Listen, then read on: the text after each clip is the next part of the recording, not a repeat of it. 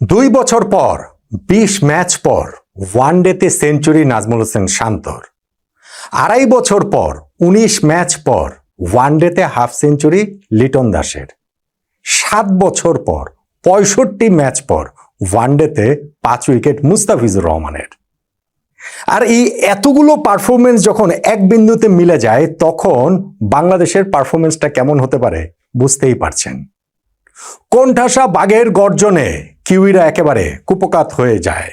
বাংলাদেশ এই সিরিজ নির্ধারণী ম্যাচটি জিতে যায় 55 রানে, যেই জয়টা আরো বড় ব্যবধানে হতে পারত। শেষ দিক দিয়ে গিয়ে একটুখানি টেনশনের মধ্যে পড়ে গিয়েছিলাম বোধ করে আমরা সবাই। তারপরও বাংলাদেশ যেইভাবে এই ম্যাচে ডোমিনেটিং পারফরমেন্সের মাধ্যমে ম্যাচটা জিতলো, সিরিজটা জিতলো, সেইটা আসলে এই ওয়ানডে টিমকে অনেক বেশি কনফিডেন্স দেবে। মেহেদী হাসান মিরাজের দল এই নিয়ে টানা 3টা ওয়ানডে সিরিজ জিতলো। ওয়েস্ট ইন্ডিজ, পাকিস্তান, এখন নিউজিল্যান্ড। বাংলাদেশ এই সিরিজের প্রথম ম্যাচটা হেরে গিয়েছিল নিউজিল্যান্ডের কাছে এবং আমি বলেছিলাম সেটা আসলে অঘটন। পরের 2টা ম্যাচে বাংলাদেশের পারফরমেন্সে সেইটা কি আরো ভালো হবে বোঝা যায়নি। সেকেন্ড ম্যাচে আমরা যতটা আধিপত্য নিয়ে জিতেছি, তৃতীয় ম্যাচটাতে বোধ করি তার চেয়েও বেশি রাজসিকতায় আমরা জিতে গিয়েছি।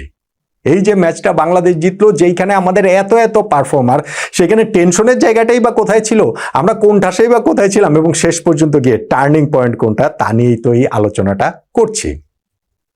দেখুন, টেনশনের কথাটা প্রথমে বলি। একদম শেষ দিকে গিয়ে নিউজিল্যান্ডের 160 রানে আমরা 9 উইকেট তুলে ফেলেছি। জয়ের জন্য কিউইদের তখনও আরো 106 রান দরকার, হাতে তাদের লাস্ট উইকেট। বাংলাদেশ তো এই ম্যাচ জিতবেই, কিন্তু ওই সময় লাস্ট উইকেট একটা পার্টনারশিপ হয়ে গেল 30 বলে 50 রানের। ডিন ফক্সকফ বলে কয়ে সবাইকে পেটাচ্ছিলেন, ছক্কা মারছিলেন, এমনকি মুস্তাফিজকে পর্যন্ত একেবারে 2টা ছক্কা মেরে দিলেন।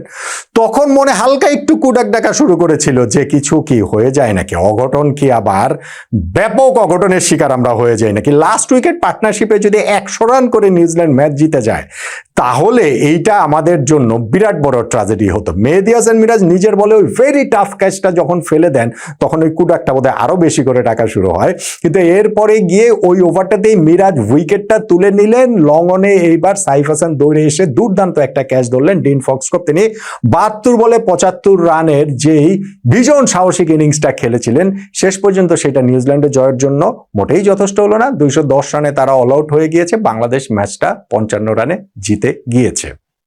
বাংলাদেশ কোন ঠাসা ছিল, কোন জায়গাটাতে ছিল? প্রথম ম্যাচ হারার কারণে আমরা কোন ঠাসা ছিলাম? হ্যাঁ, সেকেন্ড ম্যাচটা আমরা জিতেছি, কিন্তু এই থার্ড ম্যাচটাতে যদি আমরা না জিততে পারি তাহলে আমাদের এই ওয়ানডে দল নিয়ে অনেক বেশি সমালোচনার জায়গা তৈরি হতো। 1 বছর পরের বিশ্বকাপ নিয়ে আমাদের আবার নিউ স্টার্ট করতে হতো কিনা, এইরকম একটা জটিল পরিস্থিতির মধ্যে বাংলাদেশ টিম পড়ে যেতে পারতো। ফলে এই ম্যাচটা বাংলাদেশের জেতা ছাড়া অন্য কোনো উপায় ছিল না এবং সেই ম্যাচটাতে সিরিজে টানা 3য়বার টস হারের পর যখন আমরা ব্যাটিংয়ে নেমে 9 রানের মধ্যেই 2 ওপেনার হারিয়ে ফেলি, 32 রানের মধ্যে আমাদের 3 উইকেট চলে যায়, তখন কিন্তু আমরা আসলেই কোণঠাসা হয়ে গিয়েছিলাম। সাইফ হাসান সিরিজের প্রথম ম্যাচটাতে তিনি 50 করেছেন, কিন্তু মনে রাখতে হবে সেই ম্যাচে তিনি 1 রানে লাইফ পেয়েছিলেন, তখন তিনি আউট হয়ে যেতেই পারতেন। সেকেন্ড ম্যাচটাতে তিনি 8 রানে আউট হয়েই গিয়েছেন এবং এই ম্যাচটাতেও তিনি একেবারে রানের খাতা খোলার আগেই পেছনে ক্যাচ দিয়ে আউট হয়ে গেলেন উইল রকোর্কের বলে। তানজিদ হাসান তামিম তিনি প্লে ডাউন হয়ে যান।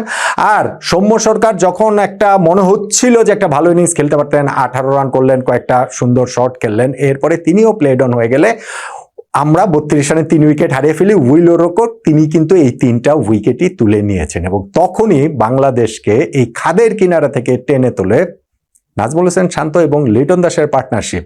এই দুজনই টপ অর্ডার ব্যাটসম্যান, কিন্তু এই দুইজনই এখন দলের প্রয়োজনে মিডল অর্ডারে খেলছেন। আমি এটা নিয়ে আলাদা একটা ভিডিও করেছি, শান্তকে নিয়ে করেছি, সেটাতে বিস্তারিত আলোচনা রয়েছে, কিন্তু থাকবে আর কি। কিন্তু এই জায়গাটাতে তাদের যে পার্টনারশিপ নাম্বার 4 নাম্বার 5 নেমে গত ম্যাচটাতেও তারা এইখানটাতে ছিলেন, একটা মানে কি বলা চলে যে শান্ত 4 নম্বরে নেমে একটা 50 করেছিলেন, ক্র্যাম্প হওয়ার পর তিনি বেরিয়ে গেছেন।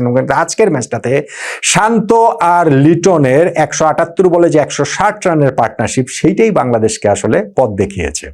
নট নেসেসারিলি যে তারা খুব ফ্লুয়েন্ট ইনিংস খেলেছেন বা তারা শুরু থেকেই বল মিডল করতে পারছিলেন, পরিস্থিতিটাও সেরকম ছিল না। সেই পরিস্থিতির দাবি মিটিয়ে শুরুটা রয়েছেও করলেও পরবর্তীতে তারা খোলস ছেড়ে বেরিয়ে আসার চেষ্টা করেছেন এবং এই পার্টনারশিপটা আসলে বাংলাদেশকে আক্ষরিক অর্থেই ম্যাচে ফিরিয়ে এনেছে। লিটন দাস, যিনি আসলে ওয়ানডে ফরম্যাটে লাস্ট 50 করেছিলেন 2023 বিশ্বকাপে ভারতের বিপক্ষে পুনের সেই ম্যাচটা, এরপরে 19টা ওয়ানডে ইনিংসে তার কোনো 50 নাই। ইনফ্যাক্ট এই সময়ের মাঝখানে তিনি ওয়ানডে টিম থেকে পুরোপুরি বাদও পড়েছিলেন, 8 ম্যাচে মাত্র 13 রান করেছিলেন, এরকম একটা ফেজও তার গিয়েছিল। এইবার তিনি যখন কামব্যাক করলেন, এই নাম্বার 4-এ তাকে কামব্যাক করানো হলো এবং সেইখানটাতে তিনি এই ম্যাচে 76 রানের একটা ঝকঝকে ইনিংস খেললেন, যেটা খুব সহজেই সেঞ্চুরি হতে পারতো। বাহাতি স্পিনারের বলটা ওই যে জায়গা করে খেলতে গিয়ে কাভারের দিকে তিনি আসলে বোল্ড যদি না হয়ে যেতেন। যে পার্টনারশিপটা করেছেন এইখানে লিটন দাস এবং নাজমুল হোসেন শান্ত, সেইটা 2017 চ্যাম্পিয়ন্স ট্রফিতে এই নিউজিল্যান্ডের বিপক্ষে সাকিব আল হাসান ও মাহমুদুল্লাহ রিয়াদের সেই পার্টনারশিপ, সেই জোড়া সেঞ্চুরি কথাটা কি আমাদের একটুখানি মনে করায়নি? না, লিটন সেঞ্চুরি করতে পারেননি। ইনফ্যাক্ট তিনি যখন আউট হয়ে গেলেন, তারপরেও কিন্তু আমরা লাস্ট 10 ওভারে খুবই একটা ডোমিনেটিং অবস্থায় থেকে ঢুকেছিলাম। 4 উইকেটে 204 রান, শান্ত তখন 98 রানে নট আউট। হাতে যেহেতু 6 উইকেট রয়েছে, বাংলাদেশের স্কোরটা খুব সহজে 280 প্লাস হতেই পারতো। আমরা সেটা করতে পারিনি। শেষ 10 ওভারে কিন্তু বাংলাদেশ মাত্র 61 রান তুলেছে, হাতে 6 উইকেট নিয়ে ঢোকা সত্ত্বেও।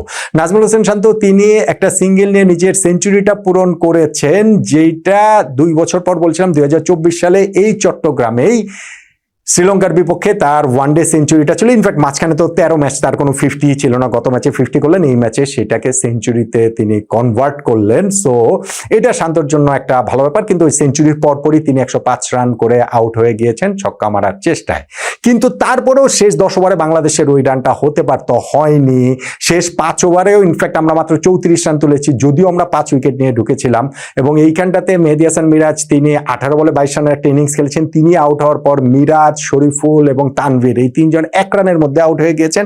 শেষ পর্যন্ত ছিলেন তাওহিদ হৃদয়, কিন্তু খুব এক্সিলারেশন তার ব্যাট থেকে আমরা দেখতে পাইনি। 29 বলে 33 রানে অপরাজিত তিনি ছিলেন। বাংলাদেশ স্কোরটা 265-তে শেষ হয়।